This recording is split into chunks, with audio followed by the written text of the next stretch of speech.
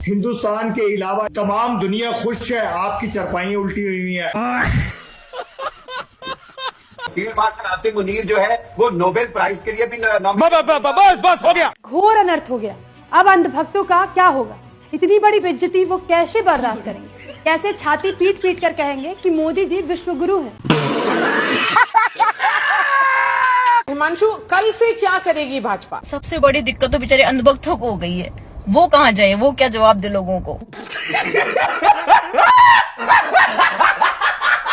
विदेश मंत्री ने बिल्कुल सही कहा था कि दलाल पाकिस्तान है, इस तरह की उम्मीद भारत से नहीं की जा सकती। अरे चित्रा जी, तुम्हारे भारत से खुद तुम्हारे भारतीयों को कोई उम्मीद नहीं है तो और कोई क्या उम्मीद करेगा तुम्हारे भारत से?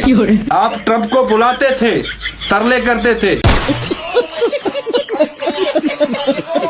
दोस्तों, पाकिस्तान ने मुस्तकिल तौर पर अपनाए हुर्मस खुलवा दी है। ये खबर सुनते साथ ही भारतीयों को दिमागी बवासीर हो गई। नकली विश्व गुरु भारत देखता ही रह गया। पाकिस्तान ने जंग रुकवा दी। कहते हैं पाकिस्तान ने हमारा हक चोरी कर लिया। मेडिएटर का रोल भारत करने वाला था, मतलब यहाँ भी इसके पीछे पाकिस्तान का हाथ है। मैं तो कहता हूँ गौर से देखो, पाकिस्तान का केला है तुम्हारे पीछे। भारत की विश्व गुरु की छवि को धक्का पहुंचा जो पाकिस्तान ने किया, वो भारत वहां हो सकता था।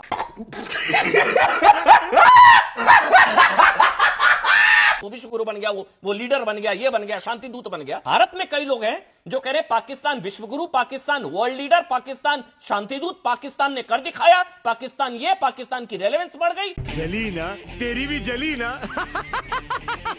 पाकिस्तान की इतनी औकात हो जाती है कि वो फैसिलिटेटर के रोल में आ जाता है, तो भारत का लेना देना है। मुझे प्रॉब्लम है इससे। अगर आपको प्रॉब्लम नहीं हो रही, आप एंटी नेशनल हो। अगर आपको पाकिस्तान की ग्रोथ से प्रॉब्लम नहीं हो रही तो आप पाकिस्तान चले जाओ फिर। अच्छा, हमारे देश में जो रह रहा है उसको पाकिस्तान की ग्रोथ से प्रॉब्लम है। जली ना, तेरी भी जली ना। आप अमन की बात कर रहे थे, शांति की बात कर रहे थे, और सबसे ज्यादा नाराज आप हैं जंग रोकने से।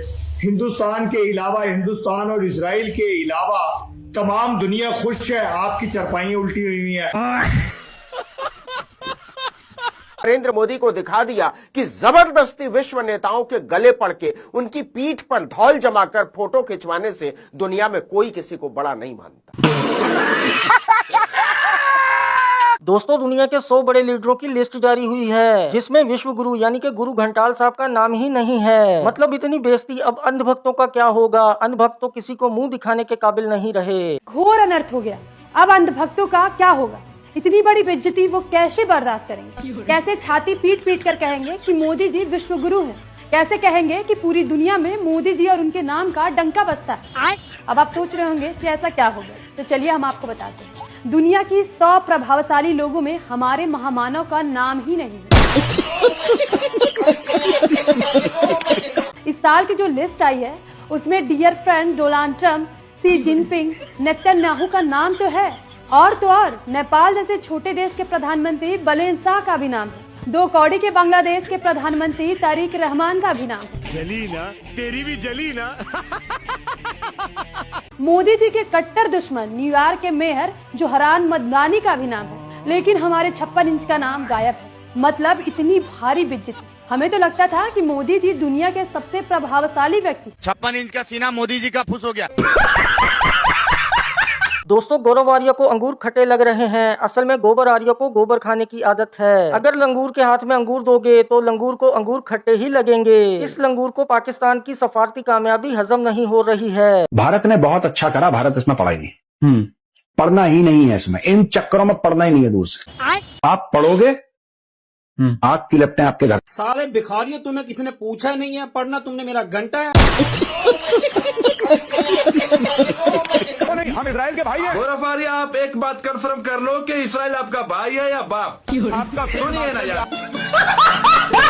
आप लोग जब तक अपनी इस शर्अंगेजी से बाज नहीं आएंगे, खुदा की कसम जलील और रुस्वा होके मरेंगे आप लोग हिंदुस्तानी। मैं बात बता रहा हूं। बिल्कुल सर। दोस्तों, अमेरिका ने विश्व गुरु भारत को धमकी दी है। ये कैसा विश्व गुरु है जो अमेरिका से जलील हो रहा है? मजाल है गुरु घंटाल ने अमेरिका को कोई जवाब दिया हो या कोई तड़ी लगाई हो। अमेरिका भारत को कह रहा है कि समुंदर में गाड़ देंगे, धमकी दे रहा है। शर्म की बात तो है इनके दोस्त के लिए, इनको दोस्त को जवाब देना चाहिए जो कह रहे थे कि my friend Donald Trump, my friend mister Donald Trump. Ahmedabad के स्टेडियम में गाड़ी में बैठा करके घुमाया था, चाय पिलाया था। अब बताइए कि भारत जैसे शक्तिशाली और इज्जतदार मुल्क के बारे में यह कह रहा है कि अगर आपने ईरान को टोल दिया, यानी पैसा दिया कि हुर्मुज के रास्ते से जहाज आएगा, तो हम भारत को जमीन में गाड़ देंगे। गजब बेइज्जती है। दोस्तों याद होगा अमेरिका ने अपनाए हुर्मुज बंद करने की धमकी दी थी। इसके बाद अनभक्तों ने भी विश्व गुरु को मशवरा दिया है, आप भी अपनाए हुर्मुज बंद कर सकते हैं। भारत की प्लानिंग देखें, कैसे अपनाए हुर्मुज भारत रोक सकता है। बड़ी खबर, इतना हंगामा समंदर में मचा है, चीन और यूएस सामने आ रहे हैं और इधर डोनाल्ड ट्रंप ने इस बीच पीएम मोदी को फोन लगा दिया। बहुत बड़ी खबर आपको बता रहा हूं दर्शकों, बहुत कुछ घटने वाला है, आप ये मान कर चलिए।